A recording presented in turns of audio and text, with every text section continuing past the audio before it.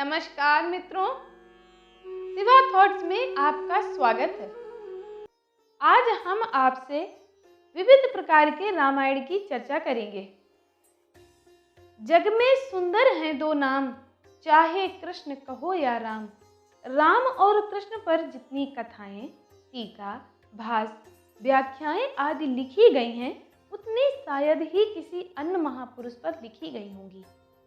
कहते हैं, हरि अनंत हरि कथा अनंता, कहाई सुनहि बहु विधि सब संता। हरि और उनकी कथाएं दोनों ही अनंत हैं। वाल्मीकि जी ने जो रामायण लिखी थी, वह तो श्री राम जी के जीवन के कुछ खास घटनाक्रमों का वर्णन है। उन्होंने उनके 14 वर्ष के वनवास का संपूर्ण वर्णन नहीं किया है। यही कारण रहा कि वाल्मीकि रामायण में जो कथा नहीं मिलती, वह हमें कंबन रामायण में मिलती है।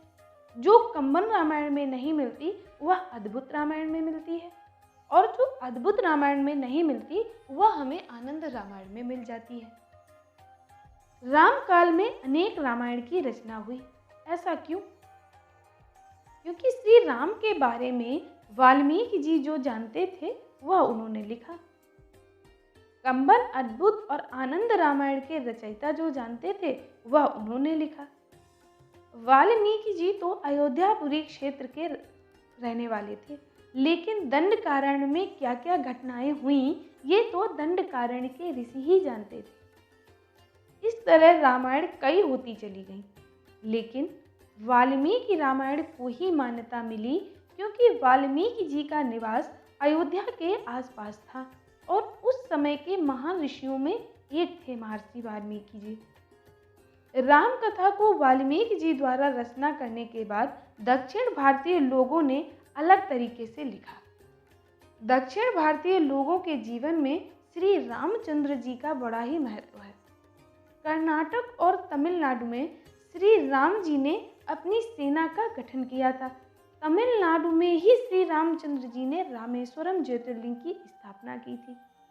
श्री राम कथा की अन्नामी, बाली, बांग्ला, कंबोडियाई, चीनी, गुजराती, जावाई, कन्नड़, कश्मीरी, खोटानी, लाओसी, मलेशियाई, मराठी, उड़िया, प्राकृत, संस्कृत, संथाली, सिंघली, तमिल, तेलुगु, थाई, तिब्बती, कावी आदि हजारों भाषाओं में उस काल में और उसके बाद में कृष्ण काल में, बौद्ध काल में रामायण में अनुवाद के कारण कई परिवर्तन होते चले गए, लेकिन मूल कथा आज भी वैसी ही है।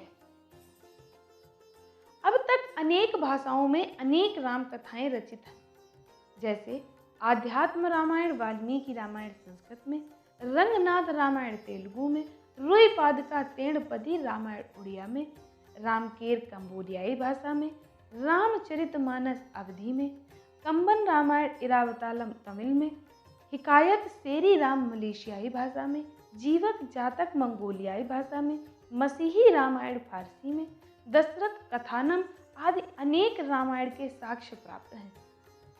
अब प्रश्न उठता है कि सर्वप्रथम रामायण का वर्णन कहाँ मिलता है? तो धार्मिक ग्रंथों से यह जानकारी मिलती है कि सर्वप्रथम श्री राम कथा को भगवान शंकर ने माता पार्वती को सुनाई थी। उस समय एक कौवे ने भी सुन लिया था। उसी कौवे का पुनर्जन्म काकभुसुंड के रूप में हुआ तथा काकभुसुंड जी पूर्व जन्म में सुनी राम कथा स्मरण करते, अतः उन्होंने यह कथा अपने शिष्यों को सुनाई। इस प्रकार भगवान शंकर से निकली श्री राम कथा आध्यात्म रामायण के नाम से विख्यात है। वैदिक साहित्य के बाद जो राम कथाएं लिखी गईं, उनमें वाल्मीकि रामायण सर्वोपरि है। महर्षि वाल्मीकि जी श्री राम जी के राम समकालीन थे और उन्होंने रामायण की रचना तब की जब रावण वध के उपरांत श्री राम जी का राज्याभिषेक पूर्ण हो चुका था।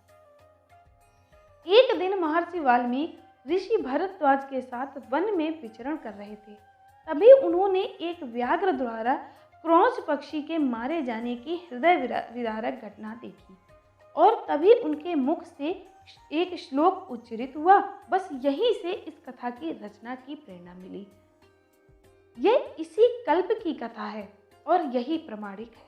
महर्षि वाल्मीकि ने श्री राम से संबंधित घटना चक्र को स्वयं देखा, सुना, इसलिए उनकी रामायण सत्य से काफी निकट है।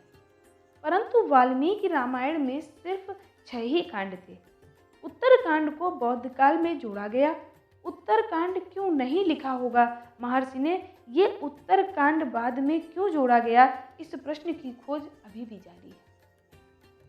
तो दोस्तों, आपको ये कथा कैसी लगी, प्लीज़ हमें कमेंट करके ज़रूर बताएं। धन्यवाद।